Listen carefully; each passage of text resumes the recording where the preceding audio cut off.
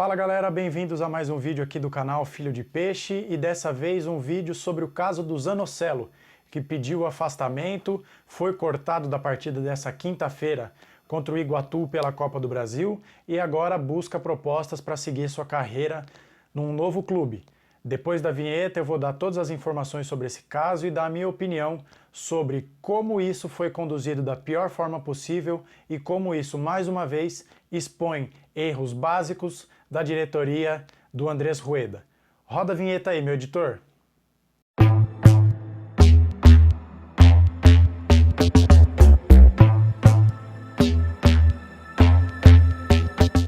Bom pessoal, como eu falei na introdução, o vídeo de hoje sobre o caso do Zanocelo. Se você chegou aqui agora e não sabe o que aconteceu, ontem à tarde, na véspera da partida entre Santos e Iguatu pela segunda fase da Copa do Brasil, o volante meia Vinícius Zanocelo pediu afastamento do Santos. Posteriormente, ele foi cortado pela comissão técnica do jogo dessa quinta-feira e agora, segundo os setoristas que cobrem o Santos, ele e o staff dele estão procurando propostas para que ele vá para outros clubes.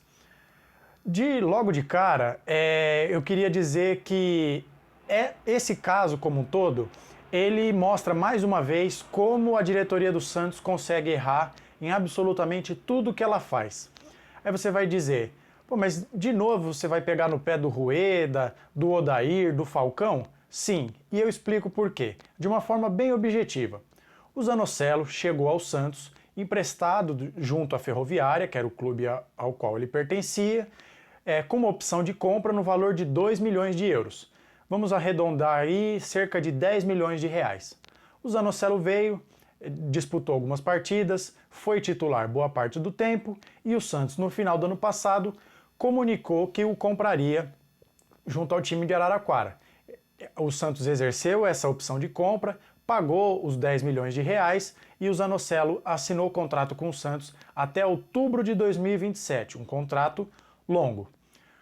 O Zanocelo alternou altos e baixos, é verdade, ele nunca conseguiu se firmar com a camisa do Santos, tem muita gente que não suporta o Zanocelo e eu até concordo que ele ultimamente tem irritado mais do que agradado, mas eu gostaria de dizer que eu não acho o Zanocelo essa pereba toda que boa parte da torcida o considera. Eu acredito que ele é um jogador promissor, com potencial, mas que ele é mais um que nessa engrenagem maluca do Santos, que virou essa máquina de moer jogadores, é um jogador que não conseguiu deslanchar, como tantos outros. E a prova de que o Zanocelo tem potencial, de que ele é promissor, é que ao longo de toda a sua carreira, ele teve mais de uma passagem, várias passagens pelas seleções de categoria de base do Brasil. E também sempre despertou interesse de outros clubes, nacionais e internacionais. Várias vezes o nome dele foi envolvido em especulações envolvendo times da Europa, o Sevilha, o Betis, já houve sondagens, reportagens publicadas a esse respeito. E mais do que isso, quando o Zanocelo veio para o Santos, lá atrás, você vai se lembrar que o Palmeiras tentou atravessar a negociação. O Zanocelo veio para o Santos, mas o Palmeiras tentou levá-lo para o Parque Antártica. Então, você há de concordar comigo que o Palmeiras, com o elenco estrelado que tem, com a quantidade de títulos que venceu, se o departamento de futebol do Palmeiras viu no Zanocelo um bom jogador, no mínimo eles acharam nele alguma coisa interessante. E é por isso que eu acho que ele não é esse jogador tão ruim quanto muitos acham. Mas bom, voltando ao processo para que vocês entendam, porque na minha opinião esse processo foi muito mal conduzido e expõe mais uma vez não só o Rueda, mas também a atual comissão técnica do Odair Hellmann. No começo do ano, já depois que o Santos se comprometeu a pagar os 2 milhões de euros para a Ferroviária, o Santos recebeu não uma, mas duas propostas pelo Zanocelo, do Inter de Porto Alegre e do Vasco. O Santos bateu o pé e disse que não venderia o Zanocelo por menos de 6 milhões de euros. Seria ali 3 vezes mais o valor que foi pago no jogador.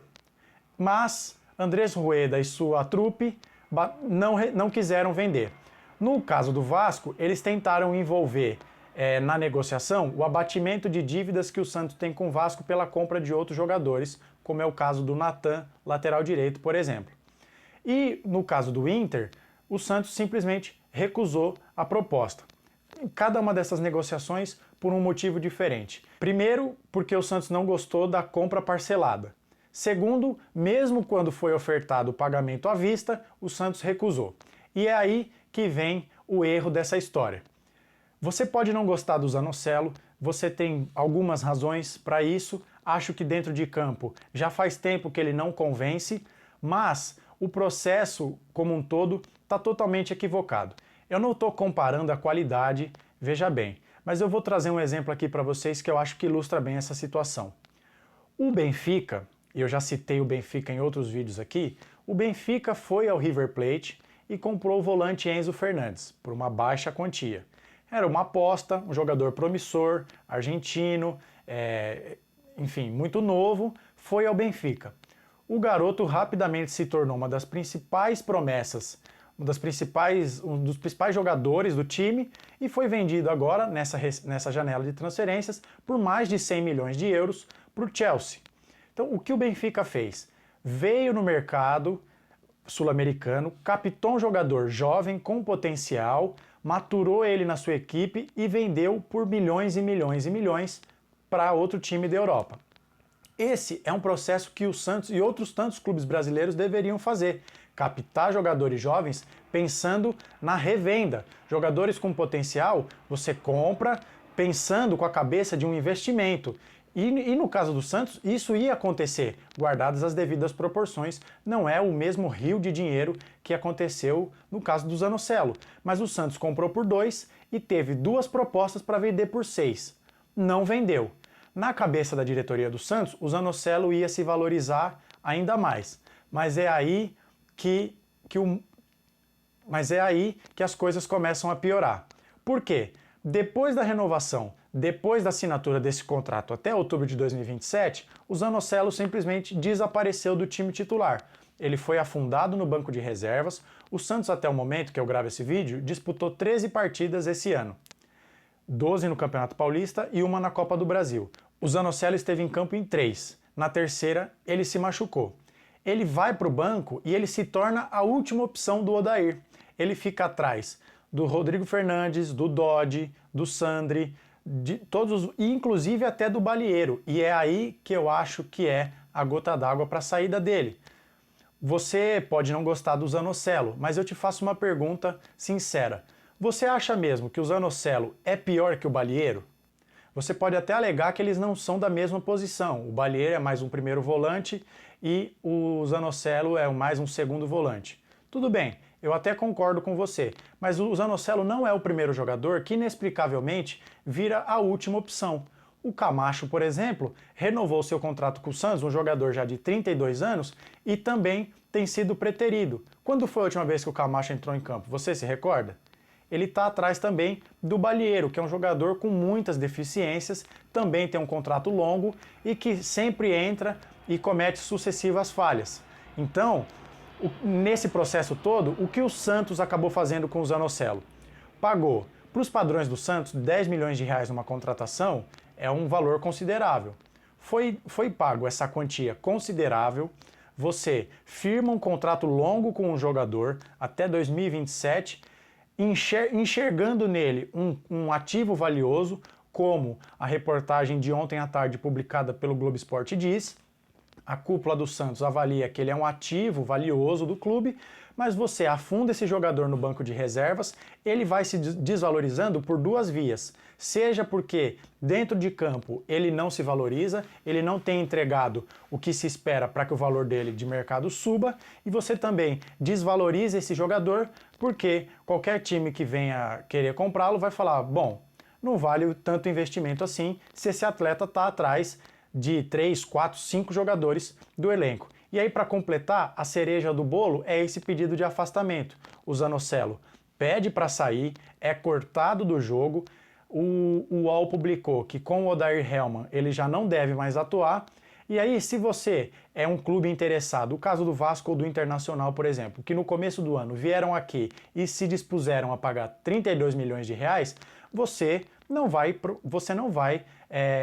propor uma compra nesses mesmos moldes. Você tem todos os argumentos do mundo para dizer, olha, nesse momento o jogador não vale mais o que vocês queriam no começo do ano.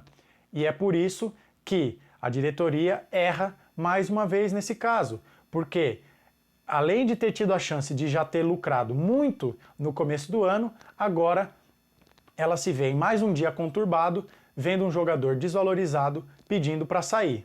Existe, claro, a possibilidade do Falcão, do Rueda, do Odair baterem o pé e dizer, olha, você tem contrato até 2027, a sua obrigação é vir aqui, se apresentar todos os dias e treinar.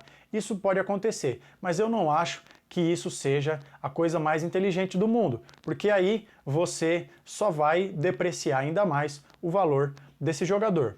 Então é isso. Diga aqui nos comentários o que você acha do Zanocelo, se você concorda com a minha análise, se você concorda com a minha tese, se você acha, o que você espera para o futuro do Zanocelo, o que você achou da condução desse processo, e não se esqueça de se inscrever aqui no canal, ativar o sininho, para que você receba esse e outros tantos conteúdos assim que ele for postado, e deixe um like aqui para que o YouTube recomende o meu conteúdo para outras pessoas. Diga também para um amigo, para uma amiga, para um conhecido, para um parente que tem um canal novo sobre o Santos surgindo aqui no YouTube. Agradeço a cada um dos mais de 530 inscritos até o momento. Eu conto com a sua seleta audiência para que a gente consiga levar o canal Filho de Peixe cada vez mais para o maior número de pessoas. E para o criador de conteúdo que achou que o Santos não ia dar conteúdo para ele porque ia ficar cerca de 30 dias sem jogar, a gente descobre nessa semana que os dias na Vila Belmiro serão conturbados e aparentemente não vai ser por falta de notícia que a gente vai ter conteúdo para gravar. Então é isso. Muito obrigado pelo carinho de todos, pelo feedback, pelo engajamento de vocês. O canal está completando 40 dias. A gente já cresceu bastante e eu conto com a sua audiência para que a gente cresça cada vez mais, tá certo? Nos vemos no próximo vídeo, a análise pós-jogo de Santos e Iguatu pela segunda fase da Copa do Brasil. Um abraço a todos e até a próxima!